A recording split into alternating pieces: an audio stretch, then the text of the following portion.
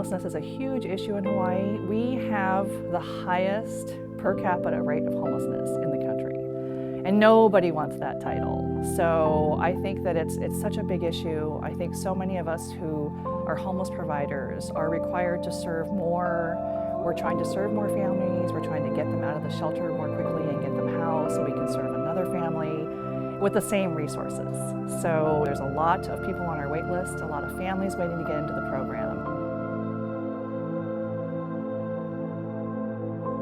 2016 is a big year for Family Promise of Hawaii. It's our 10-year anniversary.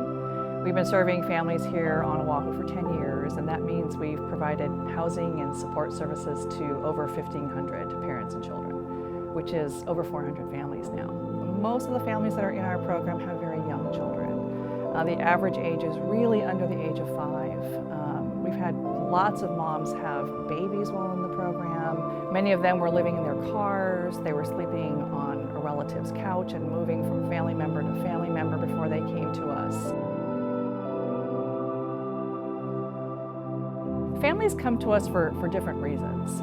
Sometimes it's something as simple as having a bad credit history. People are being evicted from their homes because they can't afford the rent. Our families are all working, so 100% of our families have full-time employment.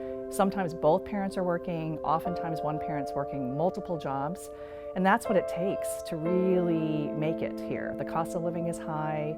Many of our families are making just above minimum wage, and so we're really talking about the working poor. Our program is totally free for families, so they come in to our program and we provide them with diapers, shampoo, baby wipes, deodorant, toothbrushes, anything they might need while they're in the program, and that's really so they can save as much money as they can to dedicate towards their housing. It's really about lifelong changes.